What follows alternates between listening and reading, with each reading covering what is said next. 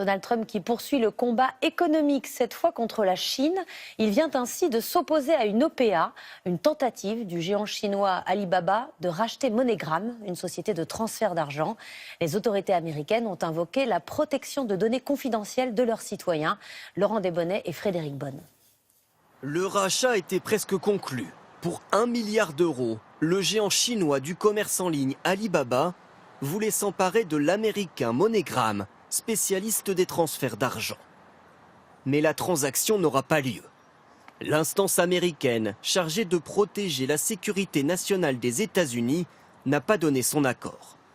En cause, la crainte de voir les données bancaires de millions d'Américains passer sous contrôle chinois. Mais pas seulement.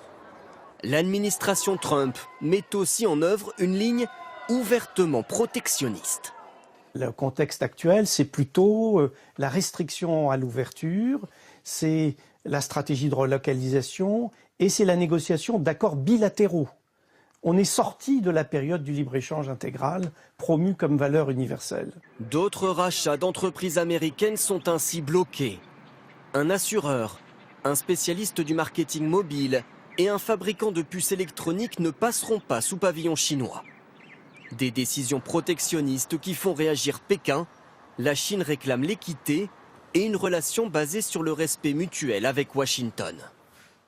Bonsoir Jean-Paul Chapelle. Bonsoir Anne-Sophie. Est-ce qu'ailleurs dans le monde, en Europe, des présidents des exécutifs bloquent des OPA ? Alors oui, en ce moment même, l'Allemagne est en train de bloquer un rachat dans le secteur aéronautique. C'est un conglomérat chinois qui tente de mettre la main sur un équipementier germanique. Berlin, traumatisé par plusieurs raids chinois, a brandi son nouveau dispositif anti-OPA qui protège les secteurs stratégiques comme la sécurité. Alors ce n'est pas le seul exemple. L'an dernier, les Pays-Bas ont bloqué une OPA d'un chimiste américain sur le numéro 1 mondial de la peinture, un fleuron industriel du pays. Et puis en 2016, c'est l'Australie qui s'est opposée à la prise de contrôle par un Chinois du réseau électrique de Sydney et de sa région, un secteur stratégique là aussi. Et alors la France, est-ce qu'elle résiste ? Alors là, les étrangers ne se risquent pas à une OPA hostile qui déplairait au gouvernement parce que la France dispose d'un arsenal très dissuasif. Un droit de veto créé par Villepin, renforcé par Montebourg. Et la liste des secteurs stratégiques est très large. Regardez, la sécurité, l'énergie, les transports, l'eau, la santé. La France peut même invoquer la sauvegarde de l'emploi pour bloquer une OPA. Merci Jean-Paul.